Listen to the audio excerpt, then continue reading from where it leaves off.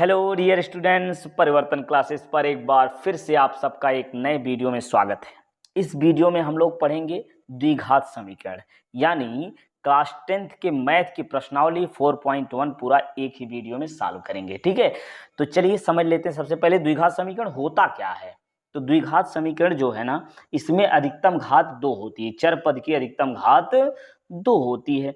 और इसका व्यापक रूप क्या है, चलिए लिख करके आपको बता दे रहे हैं। क्या होता है, ax स्क्वायर, क्या ax square plus bx plus c बराबर 0। और इसमें a जो है ये 0 के बराबर नहीं होना चाहिए, b और c हो सकता है, कोई दिक्कत नहीं है। ठीक है, तो द्विघात समीकरण का व्यापक रूप ये हो गया आपका। और इसमें ये बात याद रखनी है आपकी, अधिकतम घात कितनी होनी चाहिए, 2 होनी चाहिए। तो चलिए सॉल्व करते हैं अब प्रश्नावली एक एक करके। आपका पहला प्रश्न जो है, देखिए इसमें ये क्या दिख रहा है, x प्लस 1 का square is equal to 2x plus x minus 3। ठीक, ये है। अब इसको चेक करना कि ये द्विघात समीकरण है कि नहीं। तो इसके लिए देखिए पहले इसको सॉल्व करते हैं, ये प्लस बी का होल स्क्वायर से। तो x स्क्वायर प्लस 1 का square plus 2x, A square plus B square plus 2 A भी हो गया। अब 2 से इधर गुणा कर लिए, 2x माइनस 6 हो गया। अब देखिए 2x कैंसिल, तो ये आपका आ गया x स्क्वायर प्लस 1, और ये माइनस 6 इधर आएगा, प्लस 6 हो जाएगा, इज इक्वल टू 0। अब ये आपका आया कितना, x square plus 7 is equal to 0। इसका मतलब यह द्विघात समीकरण है। ये क्या है, द्विघात समीकरण है। ठीक, चलिए ऐसे लिखिए, यह द्विघात समीकरण है। ठीक, पहला हो गया। अब चलिए दूसरा सॉल्व करते हैं, इसके बाद देखते हैं दूसरा आपका जो है, ये इसको भी इसी प्रकार से सॉल्व करके देखेंगे। चलिए सॉल्व करते हैं। तो ये आपका है पहला x square minus 2x square minus 2x, और ये बराबर है -2, और फिर इधर 3 माइनस x। ठीक, अब इसको हम लोग सॉल्व करेंगे। तो कैसे सॉल्व करेंगे, देखिए x स्क्वायर माइनस 2x, अब ये आएगा आपका कितना, -6, और इस माइनस माइनस का गुणा हो जाएगा तो प्लस 2x हो गया। ठीक है, अब क्या करेंगे भाई, इसको दोनों को, इन सबको एक तरफ कर लीजिए। तो -2x और ये +6, अब इसको उठा के इधर करिए तो क्या बन जाएगा, -2x इज इक्वल टू 0। इसको सॉल्व करिए, x स्क्वायर, ये -2x कितना हो जाएगा, -4x, और +6 इज इक्वल टू 0। ठीक है, अब देखिए ये भी द्विघात समीकरण आपका हो गया। ये भी जो है, ये क्या है, द्विघात समीकरण है। तो यहाँ भी हम लिखेंगे कि यह जो है द्विघात समीकरण है। ठीक, क्या लिखेंगे, यह द्विघात समीकरण है। ठीक, चलिए ये दूसरा भी हो गया। अब इसी प्रकार से तीसरा प्रश्न भी हम लोग सॉल्व करेंगे। ये तीसरे प्रश्न में क्या है, देखिए ये आपका, चलिए थोड़ा बड़ा बड़ा लिखते हैं, x माइनस 2, एक एक करके सॉल्व करेंगे तो बड़ा बड़ा लिख दें, क्या दिक्कत है, x प्लस 1। अब ये is equal to x minus 1, और फिर ये हो गया x प्लस 3। ठीक है, तो चलिए ये इसको देखिए सॉल्व करिए कैसे। इसका मल्टीप्लाई करेंगे, गुणा करेंगे। देखिए सरल तरीका कैसे गुणा करने का, इस टाइप का। देखिए x का स्क्वायर कर दीजिए पहले तो, अब फिर बाद में -2 + 1 है ना, इसको जोड़ घटा लीजिए। ठीक है, माइनस अगर दोनों समान चिन्ह है तो जुड़ जाएगा, अलग रहेगा तो घट जाएगा। तो यहाँ अलग चिन्ह है तो ये घट जाएगा। 2 में से 1 निकालिए, कितना मिलेगा, 1, वो भी -1। तो चलिए -1 आया, उसके साथ x लगा दीजिए, बाकी इसका गुणा करके फिर लिख दीजिए -2। ये हो गया आपका।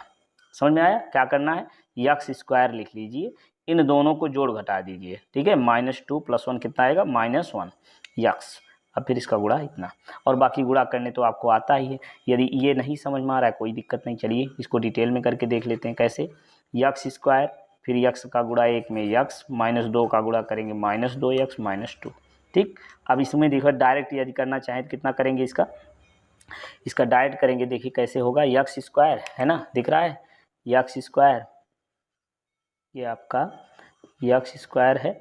अब फिर +3 - 1 कितना बन जाएगा, +2 यक्स लगाइए, 3 एकम 3 माइनस 3, ये हो गया डायरेक्ट गुणा। ठीक है, चलिए जिनको डायरेक्ट नहीं समझ में आ रहा पूरा लगा दे रहे हैं। यक्स का यक्स में यक्स स्क्वायर, यक्स का 3 में प्लस 3x, -1 का करिए माइनस यक्स और ये -3 हो गया। ठीक है, ये यक्स स्क्वायर आपका कैंसिल हो गया, आया कितना माइनस यक्स, कितना आया माइनस यक्स, ये 2x में से 1x निकाल दिए हैं, है ना, तो कितना आया माइनस यक्स और ये -2 इज इक्वल टू ये आया आपका 3x माइनस यक्स माइनस 3। ठीक है, अब ये माइनस यक्स कैंसिल हो गया। ठीक, अब ये बचा कितना, चलिए 3x लिखते हैं -3 और इस -2 को इधर लाइए, +2 हो जाएगा इज इक्वल टू 0।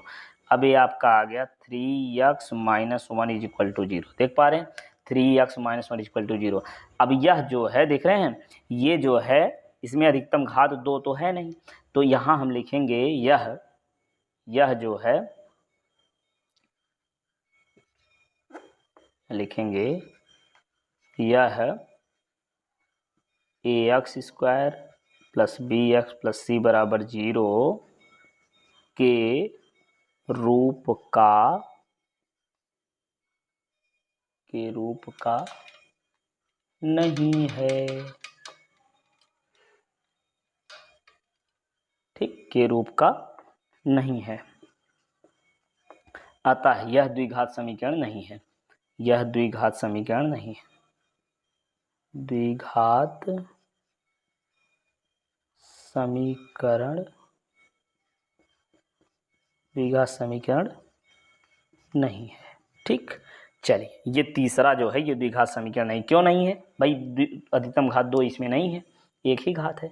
चलिए अब इसके बाद तीसरा सॉल्व करते हैं, चौथा।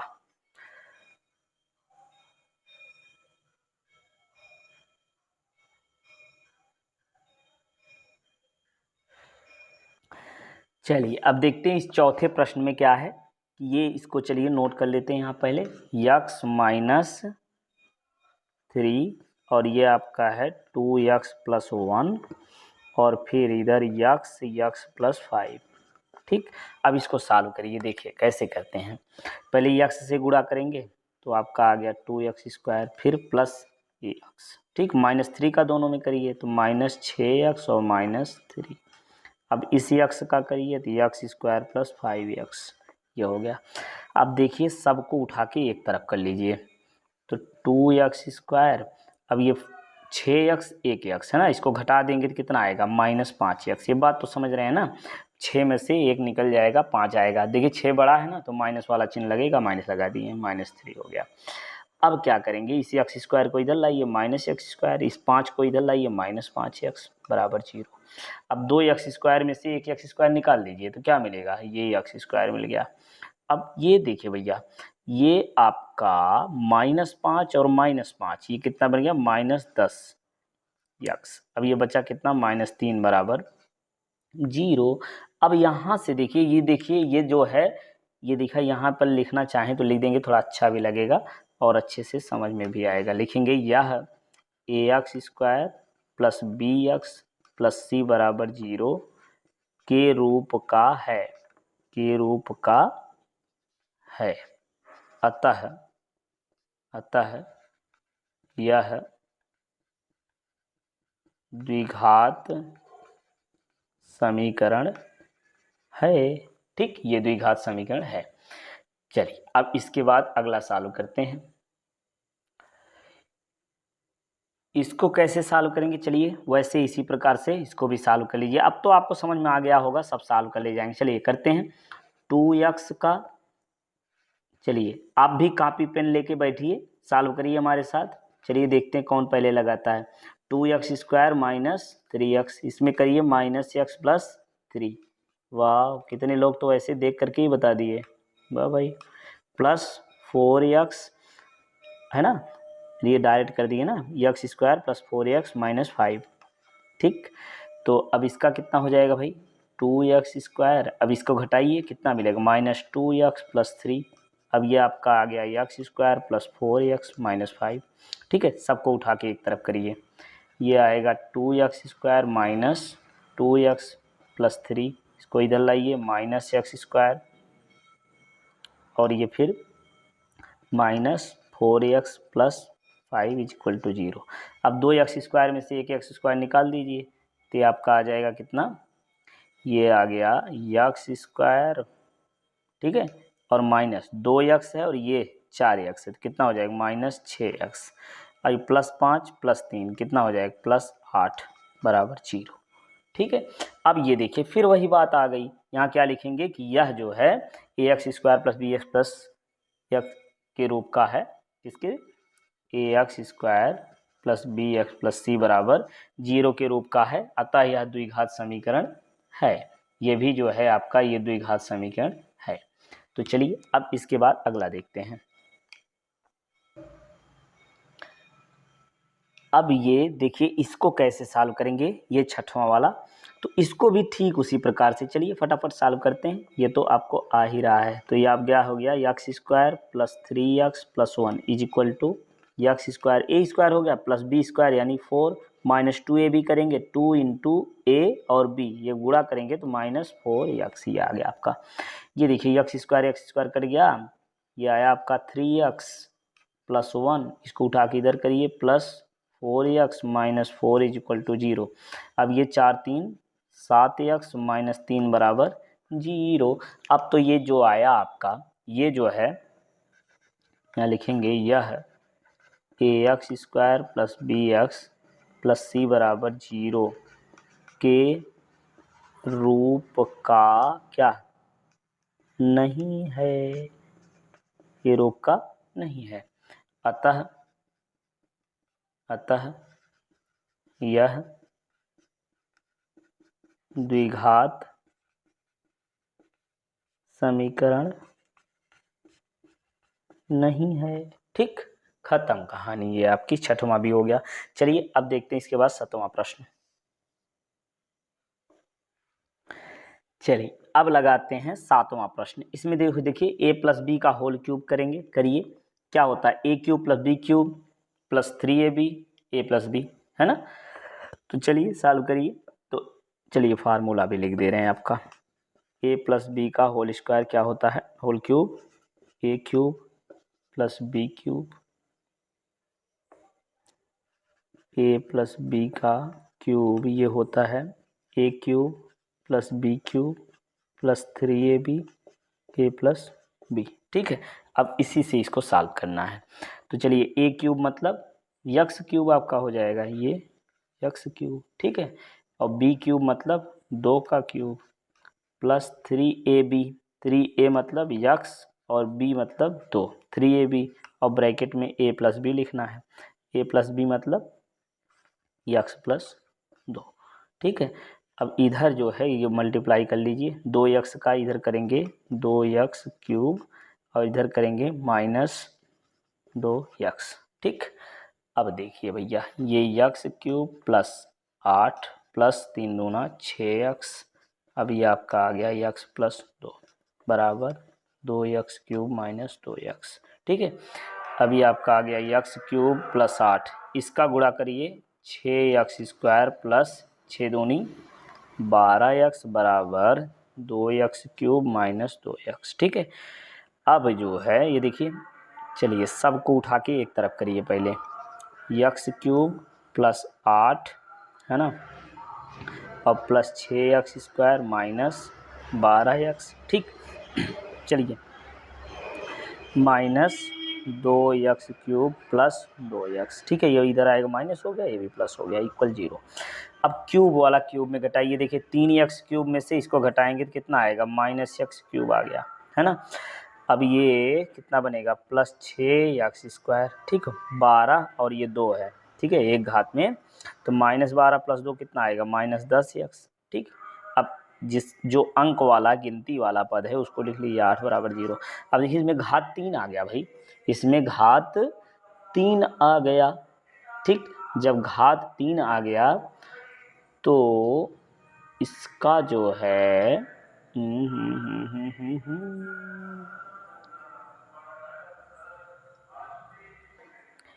क्या करें कि चलिए लिख ही देते, बता दे रहे हैं, पर कर लीजिएगा। देखिए क्या लिखेंगे बताइए, खुद से सोचिए कि ये जो है ax² + bx + c के रूप का है कि नहीं है, नहीं है, तो नीचे लिख लीजिएगा कि यह A X square plus B X plus C बराबर 0 के रूप का नहीं है, अतः दिया गया समीकरण द्विघात समीकरण नहीं होगा, अतः दिया गया समीकरण द्विघात समीकरण नहीं होगा। चलिए इसके बाद अगला अब 8वां वाला इसको सॉल्व करिए भाई।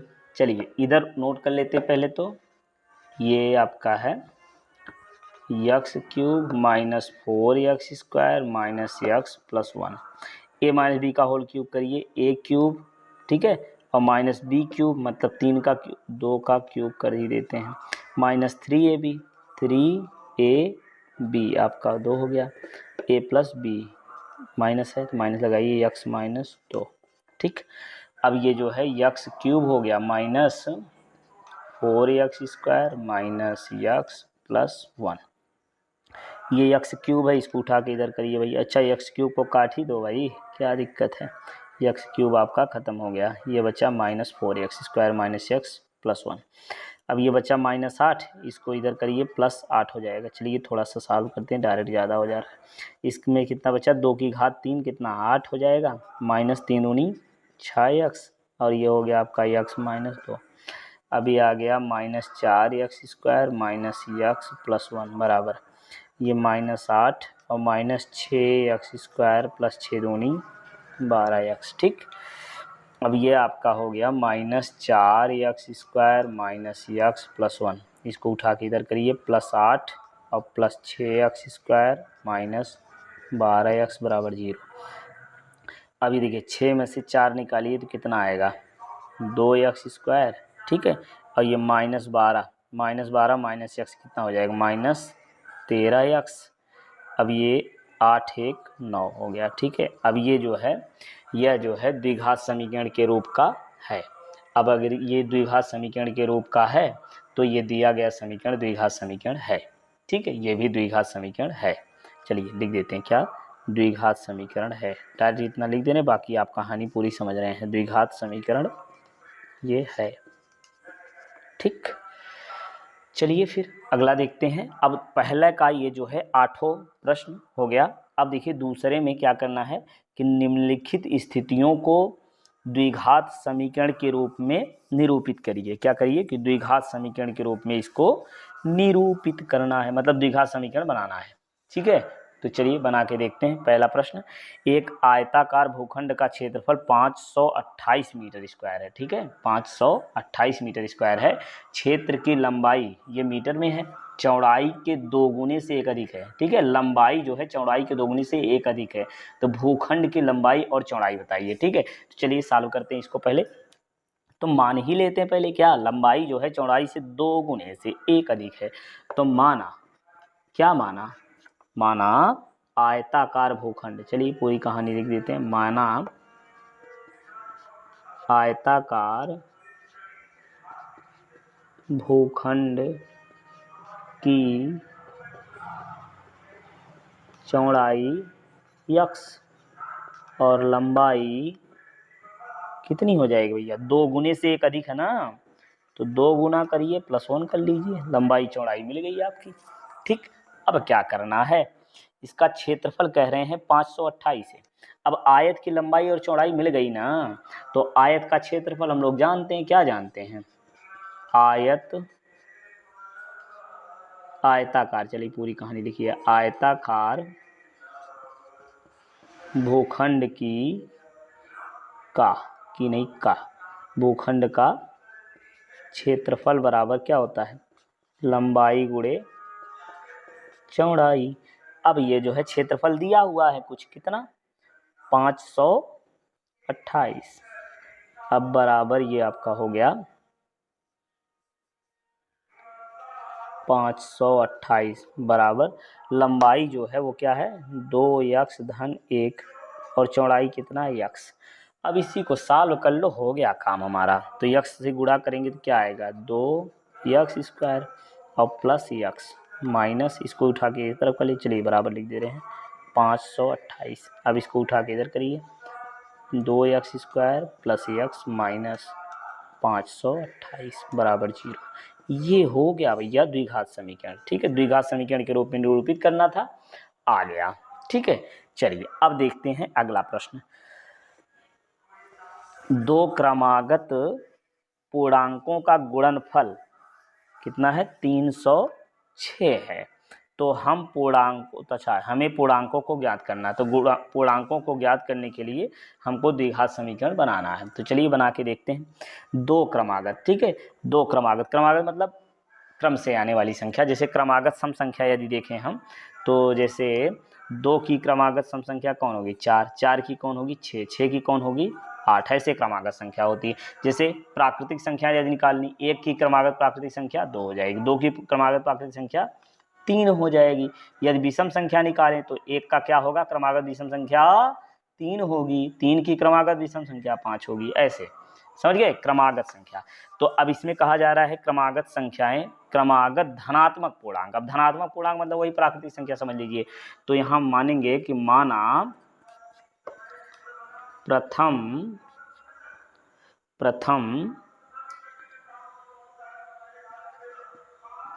क्रमागत धनात्मक पूर्णांक x, ठीक है। तो दूसरा धनात्मक पूर्णांक कितना बन जाएगा, दूसरा क्रमागत धनात्मक पूर्णांक, ये कितना बन जाएगा, x + 1, ठीक। अब यही कहा जा रहा है इसमें कि इनका गुणनफल जो है 600 कितना, 306 है। क्या है, 306 है भैया। तो यदि 306 है ना, तो इसका क्या होगा भाई, गुणनफल ना। तो यहाँ लिखेंगे प्रश्नानुसार। तो प्रश्न के अनुसार क्या मिल जाएगा हमको, x गुणे x + 1 बराबर 0। अब इसका गुणा कर लीजिए, आपका आ गया x² + x बराबर 0। ये आपका बन गया द्विघात समीकरण, ठीक है। चलिए दूसरा भी हो गया। अब दो प्रश्न और छोटे छोटे हैं, इनको भी सॉल्व कर लेते हैं। क्या कहा जा रहा है, रोहन की माँ जो है ना, वो 26 वर्ष बड़ी है, ठीक है। किससे, रोहन की माँ उससे, अच्छा रोहन से 26 वर्ष बड़ी है। उनकी आयु का गुणनफल अब से 3 वर्ष पश्चात, आयु का गुणनफल कब, 3 वर्ष पश्चात जो है वो हो जाता है गुणनफल। अच्छा 3 वर्ष पश्चात उनकी आयु का गुणनफल जो है वो हो जाता है 360। तो हमें रोहन की वर्तमान आयु याद करनी है। तो चलिए मान लेते हैं पहले कि माना रोहन की आयु, ठीक, यहां से लिखते हैं। चलिए माना रोहन की आयु बराबर x वर्ष, ठीक। और उसकी माँ की आयु जो है वो कितनी हो जाएगी भाई, 26 वर्ष ज़्यादा है ना, माँ की आयु जो है x + 26 वर्ष हो जाएगी, यही ना। फिर कह रहे हैं 3 वर्ष बाद उनकी आयु का गुणनफल, ठीक है। 3 वर्ष बाद आयु का गुणनफल, देखिए 3 वर्ष बाद रोहन की आयु कितनी हो जाएगी। चलिए यहाँ लिख दे रहे हैं प्रश्नानुसार, और पूरी कहानी एक बार में ख़त्म कर दीजिए, ठीक है। रोहन की आयु x है, 3 वर्ष बाद हो जाएगी x + 3, ठीक। और उसके माँ की आयु कितनी है, x + 26 है, 3 वर्ष बाद कितनी हो जाएगी, x + 26 + 3। अब इन्हीं का गुणनफल कह रहे हैं ना 360, तो गुणनफल करके बराबर 360 कर लीजिए, खत्म, ठीक है। अब इसको गुणा करके द्विघात समीकरण बना दीजिए। तो ये आपका आ गया x + 29 बराबर 360। अब इसका गुणा करिए, तो x का जब गुणा करेंगे इसमें आएगा x², 29 और 3 कितना आएगा, 29 3 आपका हो गया 32x, ठीक है। अब ये 29 में 3 से गुणा कर लीजिए, आपका आएगा प्लस में कितना, 29 का 3 गुणा करिए, 9 3 27 और 3 दूनी 6, 6 2 8, ठीक। अब 360 को इधर लाइए, -360 बराबर 0। अब ये आपका हो गया कितना, ओहो, अब ये आपका हो गया x² और ये +32x। अब इसको घटाइए, 10 में से 7 गए 3, और ये बचा कितना, 15 में से 8 गए 7 और ये बचा कितना 3 था ना, तो ये जो है 2 हो गया, माइनस में वो भी बराबर 0। ये आपका द्विघात समीकरण हो गया। ठीक, चलिए अब अंतिम प्रश्न हम सॉल्व करते हैं। इसमें क्या कहा जा रहा है कि एक रेलगाड़ी जो है वो 480 किलोमीटर की दूरी एक समान चाल से तय करती है। यदि इसकी चाल 8 किलोमीटर प्रति घंटा कम होती, चाल 8 किलोमीटर प्रति घंटा कम हो जाती, तो वह उस दूरी को 3 घंटे अधिक समय लेती है ना। चाल कम हो जाएगी तो ज़्यादा समय लगेगा, सीधी बात है। तो रेलगाड़ी की चाल याद कीजिए, है ना। तो चलिए मान लेते पहले हम, माना रेलगाड़ी की चाल बराबर x किलोमीटर प्रति घंटा। ठीक है, अब समय निकाल लेंगे। रेलगाड़ी की चाल हो गई तो समय कितना लगेगा, कितनी दूरी जाना है उसको, 480 किलोमीटर जाने में लगा समय। अब समय बराबर दूरी बटे चाल, दूरी कितनी 480 और चाल कितना x, ये हो गया भैया, इतने घंटे का समय लगा। फिर क्या कह रहे हैं कि क्या कह रहे हैं भाई, यदि चाल 8 किलोमीटर प्रति घंटा कम कर दी जाए ना, तो चलिए 8 किलोमीटर प्रति घंटा चाल कम करने पर समय, पर लगा समय भी लिख सकते हैं आप। समय बराबर फिर दूरी बटे चाल, तो दूरी कितनी है वही 480। अब चाल कितना हो गया, 8 कम कर दिए इतना घंटा। अब चाल कम कर दिए हैं तो इसमें समय ज़्यादा लगेगा ना। कितना ज़्यादा लगा है, ये वाला समय 3 घंटा ज़्यादा है। तो यहाँ लिखेंगे आप प्रश्नानुसार, क्या लिखेंगे, प्रश्नानुसार। तो प्रश्न के अनुसार हमको क्या मिलेगा भाई, चलिए सॉल्व करिए इसको। यहाँ मिल जाएगा आपका 480, कौन सा ज़्यादा है भाई, ये वाला चाल कम हो गई ना तो समय ज़्यादा लगेगा, इसका मान ज़्यादा है। कितना ज़्यादा है, 3 ज़्यादा है, 3 घंटा कम समय लगता है।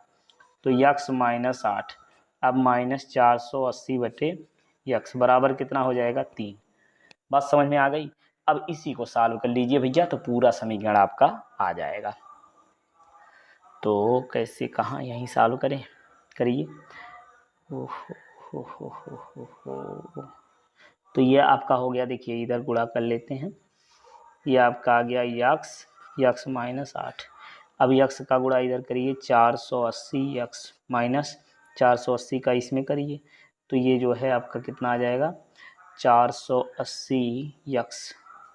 तो गजब आ गया यार, 480 x बढ़िया से कट जाएगा एकदम। अब फिर इसका मल्टीप्लाई करिए, तो 0 पहले लिखेंगे, फिर 8 अठाई 64, तो ये आपका आएगा माइनस और ये फिर माइनस, ये आपका हो जाएगा प्लस। ठीक, तो प्लस कितना 0, 8 अठाई 64 का 4 बचा 6 और फिर 8 चौक 32, 32 6 38। ठीक है, ये हो गया भाई, इसका इसमें कर लिए, इसका इसमें कर लिए, हो तो गया काम, बराबर 3। ठीक है, अब ये आपका पूरा तो कट गया। ठीक, ये बचा कितना 3840 बराबर, इधर तो इतना बचा, अब इधर 3 से गुणा कर लीजिए भाई, तो 3x हो गया, 3x का इसमें करिए 3x स्क्वायर माइनस 3x का इसमें करेंगे जब, तो 8 त्रिक 24, 8 त्रिक 24x, ये हो गया आपका। ठीक, अब इसको उठा के एक तरफ कर लीजिए, आपका द्विघात समीकरण बन गया। तो द्विघात समीकरण यहाँ पे कितना बन जाएगा, चलिए यहाँ लिख दे रहे हैं, द्विघात समीकरण जो भी बनेगा, इसको जो है 3840 को 3840 को इधर कर लेंगे, इसको लिखेंगे कितना, यहीं लिख दे रहे हैं 3x स्क्वायर माइनस 24x और ये माइनस कितना 3840 बराबर 0। ठीक है, ये अब जो है 3 से भाग दीजिए इसमें, तो आएगा x स्क्वायर माइनस 8x और माइनस 3 1 के 3 दूनी 6 3 8 24 बराबर 0। ये आपका द्विघात समीकरण बन गया। तो इस प्रकार से पूरी प्रश्नावली आपकी समाप्त हुई। चलिए पढ़ते रहिए, स्वस्थ रहिए, मस्त रहिए। मिलते हैं नेक्स्ट वीडियो में। और नेक्स्ट वीडियो में पूरा द्विघात समीकरण को कैसे सॉल्व करना है ये दिया गया है। इसको जो है भी अगले वीडियो में सॉल्व करेंगे। मिलते हैं नेक्स्ट वीडियो में।